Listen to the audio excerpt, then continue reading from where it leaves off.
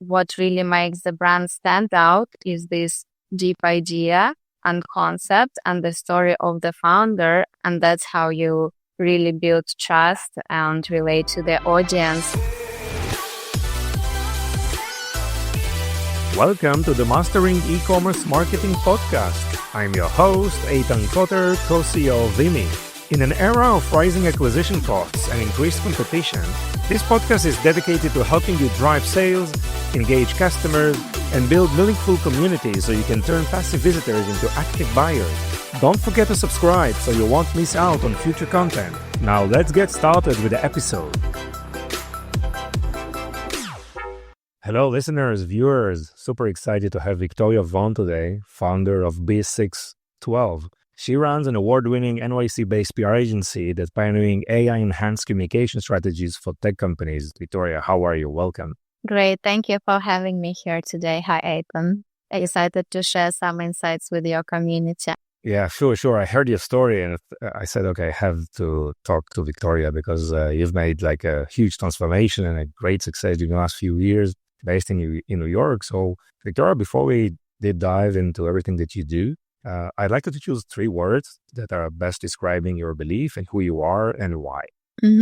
First word that comes to my mind is beauty and aesthetics. I believe that it is something that brings a lot of color into my life. And especially now overall, we live in like such a visual driven world. And personally for myself, a lot of little aesthetics details is something that helps me feel better every day. And it's a very easy way to uplift my mood and how I feel about myself. I love art very much and very regularly go to all the museums. And I believe that art is a combination of like visual aspect and conceptual thinking. And that's like what in the current world, in my opinion, and especially in marketing, is one of the most important skills to be able to combine, to bring ideas behind things, and also to have a visual and text representation to that. So beauty is the first. The second one is connection. Now in the online world and in the AI world, I feel like offline and human connection is actually gaining more and more importance, and people are feeling more and more lonely. So for me, it's really important to build close connections with people in my life, both friends and clients. B612 is, for example, a boutique agency. So we're not onboarding like many clients at a time, but with every client, it's a very individual based approach. And with every client, I always try to work with those founders and companies with whom I'm aligned in terms of values. And then we build long-term friendships with those founders. And the last one I already briefly mentioned, I love philosophy overall and concept thinking. So concepts and ideas, and like the third thing I really think is about me. Nice. So I think it helps me a lot to at least try to understand your personal beliefs and the journey that you've been through and your beliefs in terms of, life and business. Obviously, there's a lot of connection to what you do, right? In every day with the B612. And founders out there, they have so many channels to think of, right? I mean, both online and why media, why PR? Tell us exactly what you do and what's the benefit of that specific channel.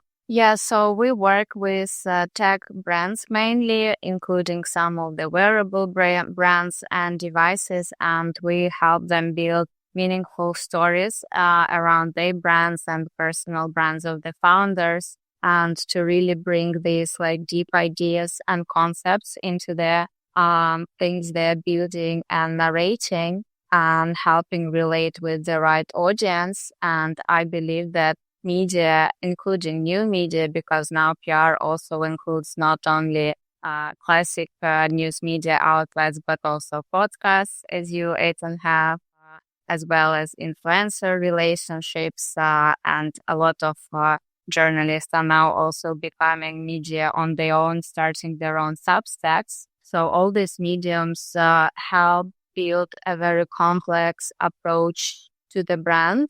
And again, we have already mentioned that today the world is so flooded with AI noise and same visual style of AI production, for example, that what really makes the brand stand out is this deep idea and concept and the story of the founder. And that's how you really build trust and relate to the audience and provide value to your customers. And this way, build a community around your brand, which I believe nowadays is very important for any company to have a community of these trusted like ambassadors and people who believe in your product and even become like a marketing power of your brand. Yeah, 100%. I mean, having this real human communication, whether it's online or offline, is a differentiator these days, right? So Yes. it's that you're also going deep on the foundation of understanding the why story of the founder and try to find out the differentiating points and probably refining the messaging, maybe analyzing the patient. Or what's the process? I mean, that's foundational layer of you. Probably you also need to figure out if there is something to work with here.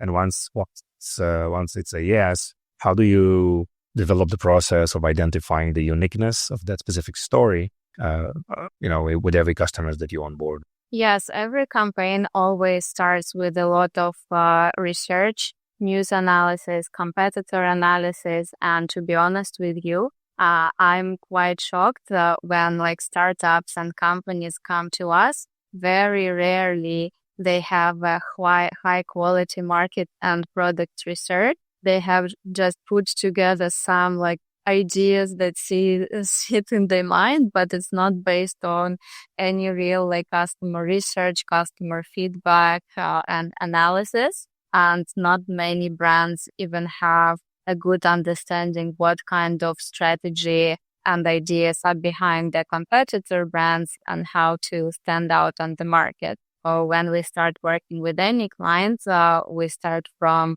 analyzing what is the competitor branding messages and communication strategy.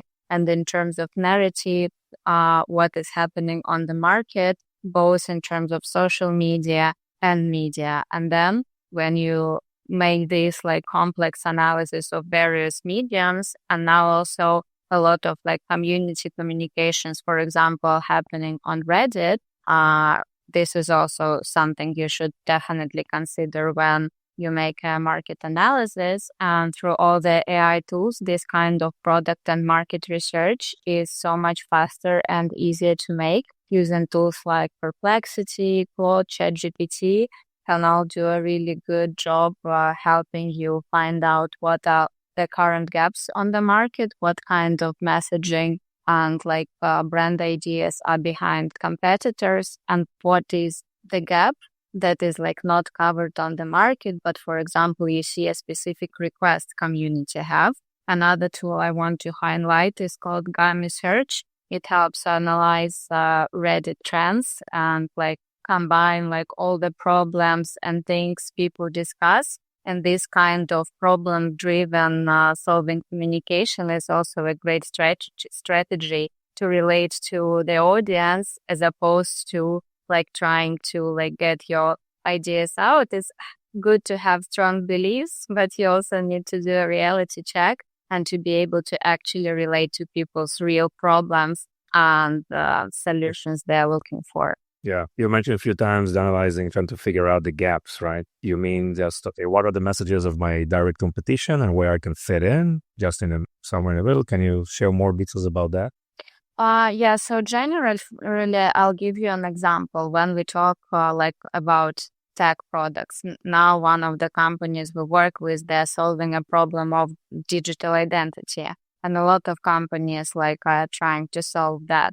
But at the moment, for example, one of the like most hyped out products is called WorldCoin, but they're storing like all your biometric data and they have been having a lot of backlash around that. Mm-hmm. So for example, in this case, the gap like in terms of product development would be, is there a way to create a digital identity and to distinguish the real human from the AI bot without storing the biometrics? this is an example of how you find like the gap that the audience needs. Yeah, super, super interesting. Okay, so once that is figured out, how do you evaluate or analyze in terms of the channels you want to choose? I mean, there are so many platforms these days. Are you just focusing on one? Are you believe in just multi-channel?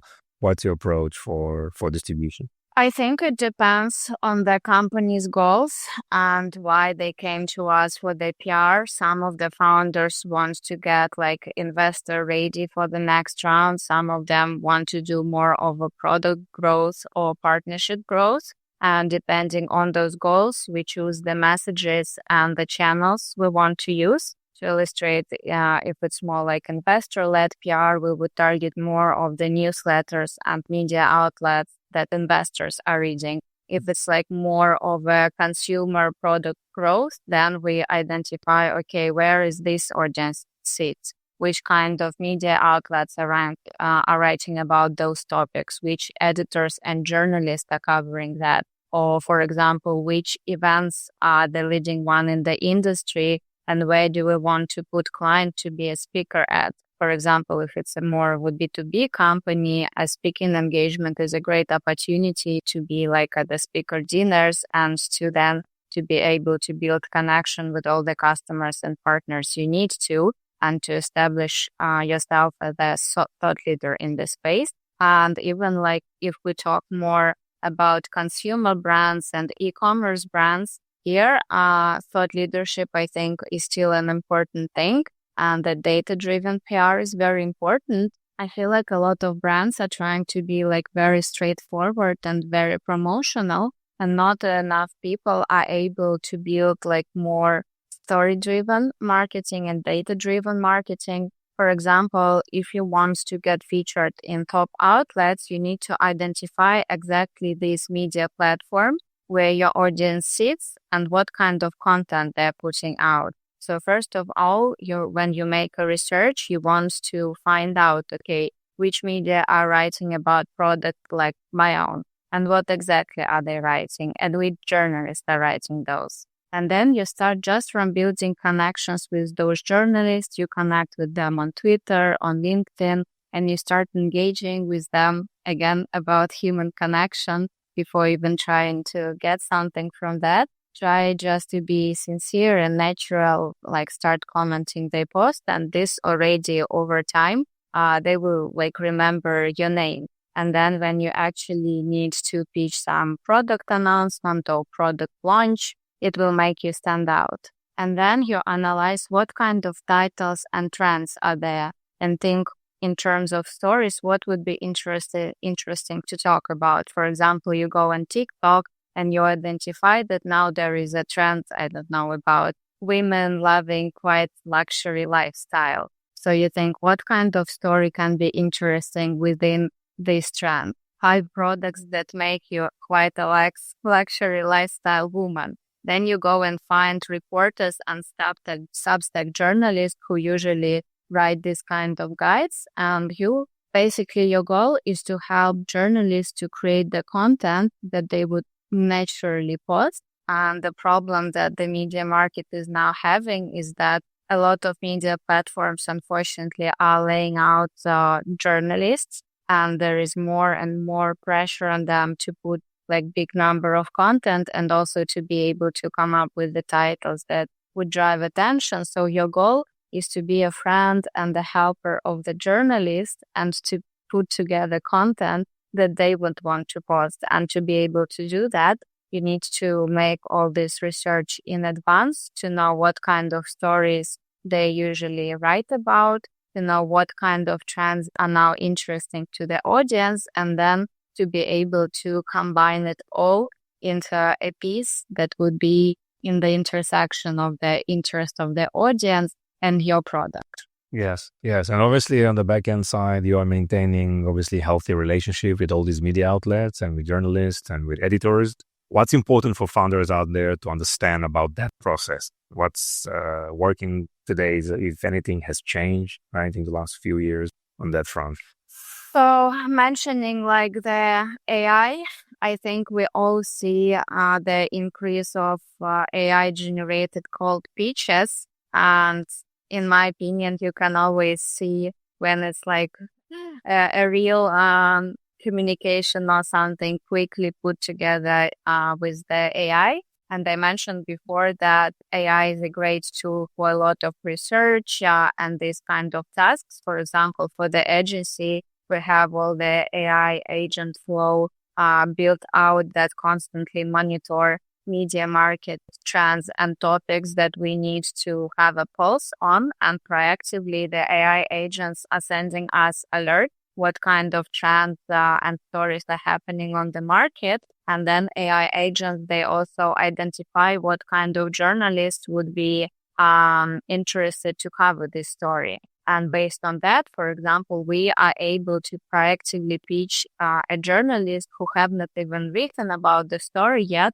but we can already try to put together a story and fit a commentary from our client, for example, and basically act as a news agency by ourselves. So this kind of scenario, I believe AI helps a lot to be more proactive and act even before like a big story came out on the more outlets. But in terms of, for example, just using, there are a lot of tools which now send out mass campaigns, which do not have enough like personalization. They have really this AI sloppy language, like these words all the LLMs use, and people are now became very good in identifying that. And I think if journalist sees that you have not even put any effort into like doing your job and just trying to use him to get advertising for your product, it's not gonna work.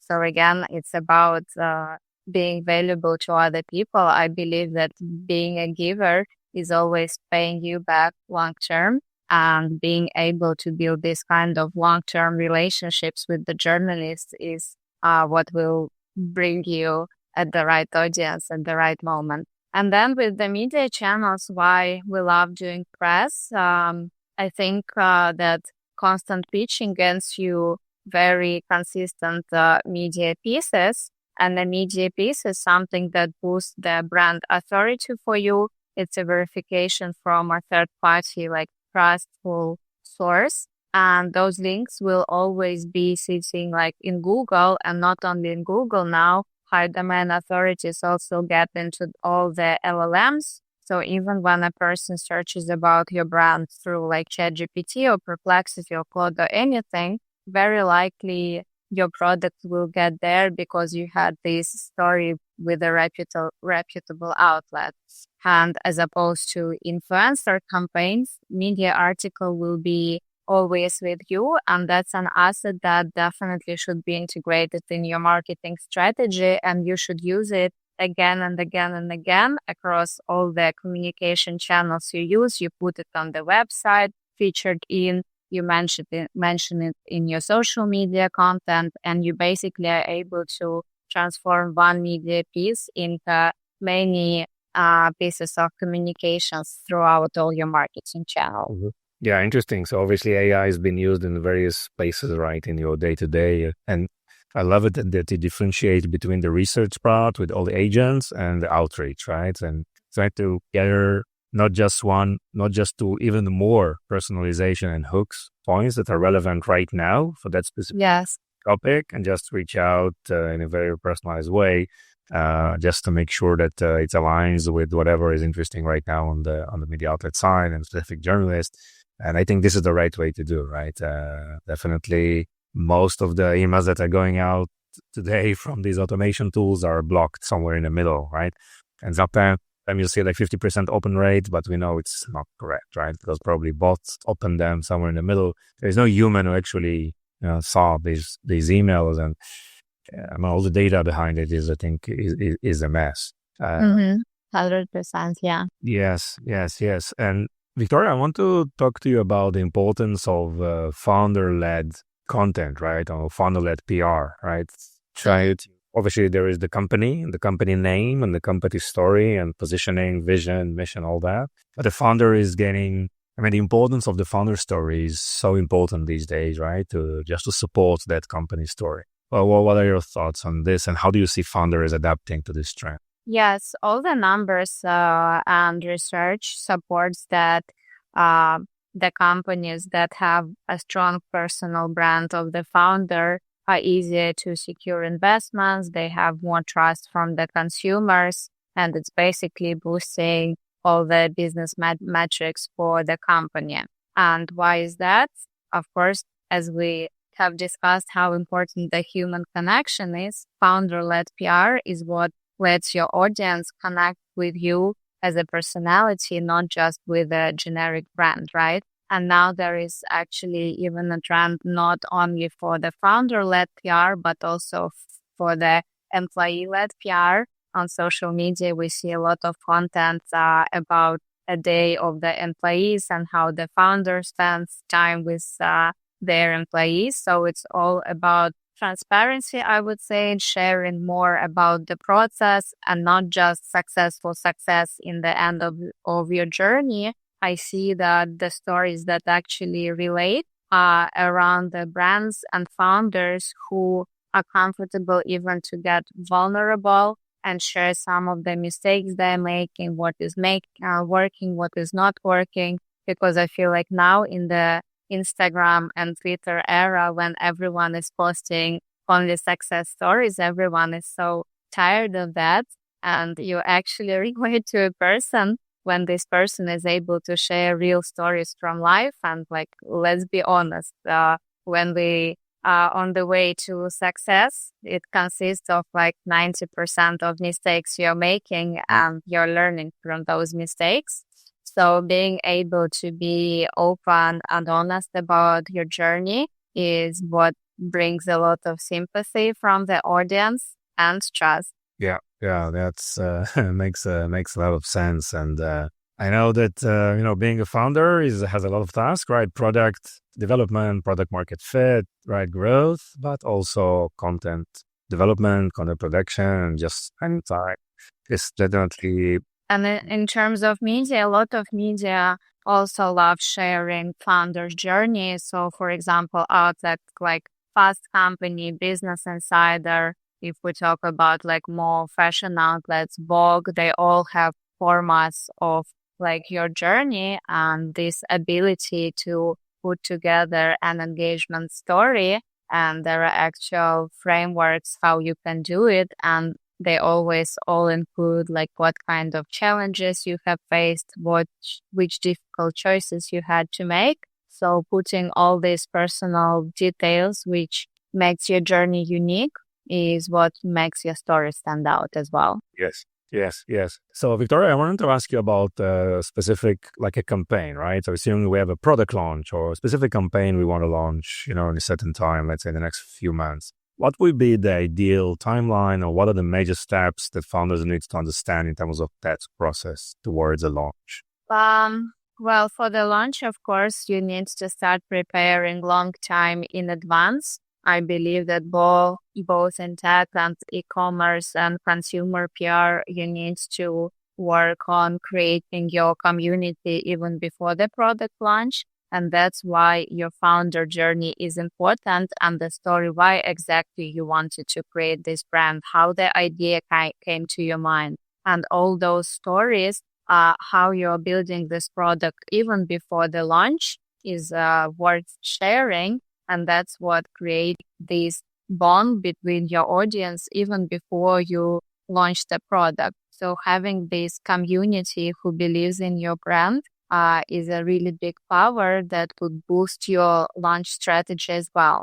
In terms of media coverage, we usually start from thought leadership pieces and founder journey stories. Thought leadership piece is when you share your strong opinion about the market. You cannot directly shield anything about your project or product, but it's more what kind of problems you see in the market, how you see they should be solved. So there are a lot of outlets that have contributor writers, which put together this kind of thought leadership content. It's basically an article that you write as an author, and on the media outlet, it's published under your name. So again, it's a great like founder-led PR. It elevates trust of like your brand, trust of your personal brand, and establish you as a thought leader in the space. And in terms of timeline, when do you plan that? That leadership pieces, we usually start putting out 2-3 months in advance the product launch. For the product launch itself, we start the campaign around a month in advance. So we start working on the press release, what kind of messages and ideas we want to put together around the launch. Then we prepare the media list, all the journalists. We start warming up connections with all those journalists. And then the actual pitches for the product announcements, we usually send 2 weeks in advance, mentioning that this announcement is under embargo, meaning that this will story come out in 2 weeks from now. And this way, you agree with a list of journalists who will be ready to cover your announcement on the launch date.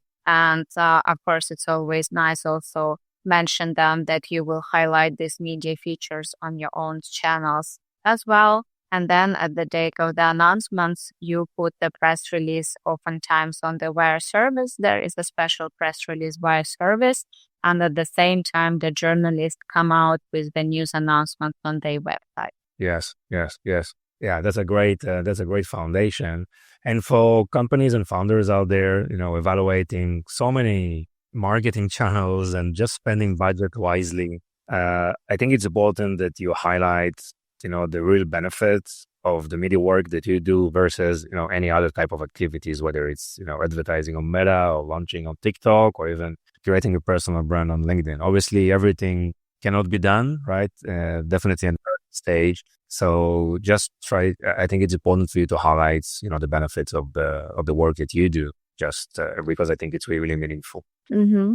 In terms of channels, as I mentioned earlier, I believe you should choose based on the goals you have and where your audience is. Mm-hmm. And based on that, you choose the top media you want to be, the top channels you want to be. Probably for a consumer brand or e-commerce brand, LinkedIn would not be as important as for a tech founder or someone who has a company working in a B2B space. So based on your story and on your audience, you're already able to eliminate some of the medium channels you don't need to use. And always think what your goals are, what you want to achieve, and what would bring the biggest outcome. So in terms of the media, for example, you choose what kind of media write about the product like yours and what are the biggest media outlets in the space. And then your primary goal is to be featured in those outlets. Yes. And if for someone out there just trying to evaluate working with you, right, with B612 versus,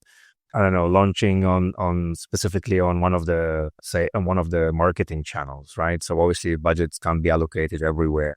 What are the highlights or the benefits that you want to address, to do to these founders just working with you as a channel for growth versus other channels? I think why PR campaign is great, as I mentioned before, within a certain number of time, within 6 months, I think you can build a very decent media presence that will always be working for you. So at the launch, investing in this kind of PR strategy, having all those links, which then you will be able to always use for your brands. And after that, you can reallocate these budgets towards more of social media, for example. But having media coverage is what can always elevate your trust, help boost your conversion rate, and also even drive your sales. So after building this initial trust with all the different formats, you can then, after working with a PR agency, focus on social media and also have an internal person who will be focused more on products guides, for example, because that for a consumer brand, for the e-commerce brand, I think, which would actually drive sales. And when you have a more complex story already built out, the media presence already built out, it is getting easier and easier for you to get regularly mentioned in the media outlets. And then I think the best strategy would be to have an internal person who is focusing in featuring your product in this product list, for example, best 5 products to buy for this. Yeah. And journalists always put together these kind of guides, of course, during holiday season. But holiday season obviously is a very competitive time when you try to like squeeze your product into management. But you can actually have this kind of strategy on the ongoing basis. And as I mentioned before, you should be able to fit your narrative into like some trending stories, like quiet luxury, or now all Gen Z want this. So you find journalists who usually cover this kind of lists, and you put together content fitting your product into like product list that needs to be bought, and this kind of media content that would like constantly bring you sale. Exactly. I mean, obviously it takes some time, but eventually you get a massive distribution that you cannot do on your own to a highly targeted audiences that you have the ability to engage directly with something you cannot do in any other social media channel. And what's great with the media, and this is done organically, it's not a paid placement you have to allocate any budget for. So while you have consistent internal process for this, you have like a cost obviously for your employee time, but you don't have to have crazy advertising budgets, and it hits like a lot of different checkbox. It like elevates your brand, it increases the trust, and it always also drives your sale. Like what else you can dream of in terms of marketing, right? Yeah, sounds good. Victoria, well done. I mean, amazing, great stuff. How can people find you and B612? B612pr.com. Feel free to book a call with me. I will be always happy to brainstorm on and help you with the strategy. And also find me on LinkedIn. Let's be friends. Nice. Sure.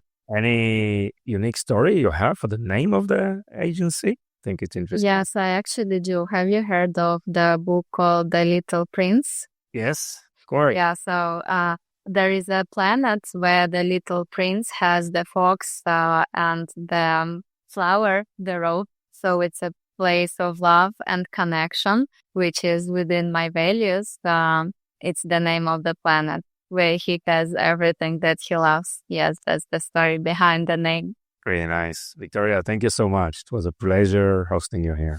Thank you, Eitan. Thank you for listening to the end of this episode. If you found this episode valuable, please subscribe so you won't miss any of our future content. And if you could share this with just one person, it would make all the difference. Are you looking to accelerate your sales with the power of shoppable video?